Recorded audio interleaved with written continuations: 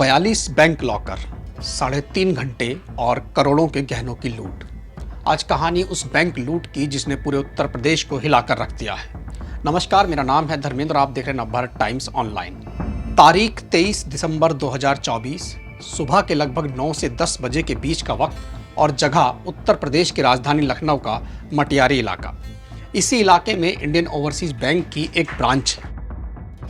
सोमवार को बैंक के बगल वाली फर्नीचर की दुकान खुलती है तो इसके मालिक की नज़र बैंक की पिछली दीवार पर जाती है। दीवार में करीब 2.5 फुट चौड़ा एक छेद बना हुआ था। दुकान मालिक का माथा ठनकता है और वह तुरंत पुलिस को फ़ोन कर खबर देता है।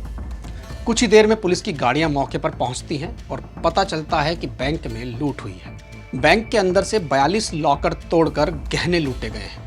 जिस दीवार में छेद किया गया उसके बगल में एक खाली प्लॉट है और लुटेरों ने इसी का फायदा उठा लिया। मामला बैंक में लूट का था, इसलिए पुलिस के आला अफसर और डॉग स्क्वाड की टीम भी मौके पर पहुंचकर मोर्चा संभाल लेती है। तफ्तीश होती है और कुछ ही घंटों के भीतर पुलिस एनकाउंटर में एक लुटेरे को घायल हालत में गिरफ्तार कर ले जाता है। इसके बाद सोमवार रात को ही दूसरा बदमाश भी पकड़ा जाता है, लेकिन हॉस्पिटल में उसकी मौत हो जाती है। इसके बाद 2 लुटेरे और पकड़े जाते हैं। तहकीकात में पता चलता है कि लूट करने वाला गैंग बिहार का है और लुटेरों की संख्या 7 थी, जिनमें से 3 अभी भी फरार हैं। लखनऊ के इंडियन ओवरसीज बैंक में हुई इस लूट के लुटेरों तक पुलिस महज 28 घंटों के भीतर पहुंच गई। अब सवाल उठता है कि आखिर इतनी जल्दी पुलिस को इनके बारे में सुराग कैसे मिला। दरअसल लूट वाली रात लुटेरों के बीच आपस में 3 बार फोन पर बातें हुई और इसी सुराग के जरिए पुलिस के हाथ इनके गिरेबान तक पहुंच गए। लखनऊ में बैंक की जिस लूट ने पूरे प्रदेश को हिलाकर रख दिया है, उसकी प्लानिंग करीब साल भर पहले पंजाब की जालंधर जेल में तैयार हुई। इस लूट को अंजाम देने वाले गैंग के मास्टरमाइंड कैलाश बिंद की मुलाकात जेल में विपिन नाम के आदमी से हुई, जो बैंक चोरी के मामले में यहाँ बंद था। इसके बाद दोनों ने मिलकर लखनऊ में इंडियन ओवरसीज बैंक को लूटने की योजना तैयार की। लूट के लिए बिहार से कैलाश बिंद का गैंग बुलाया गया और इन सभी ने एक होटल में रुककर बैंक की रेकी की। जब सब कुछ प्लान के मुताबिक तैयार हो गया तो शनिवार रात के अंधेरे में 7 लुटेरे बैंक के बगल में बने खाली प्लॉट में पहुंचे और दीवार को काटना शुरू कर दिया।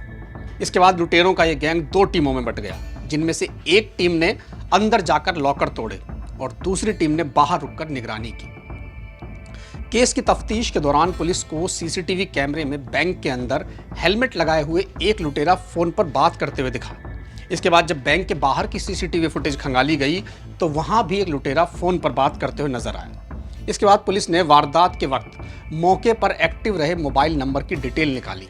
इत्तेफाक ये रहा कि लुटेरों ने बैंक लूटने के बाद भी अपने मोबाइल ऑन रखे। मोबाइल नंबर की डिटेल से पुलिस ने महज 28 घंटों के भीतर ही लुटेरों का पता लगा लिया।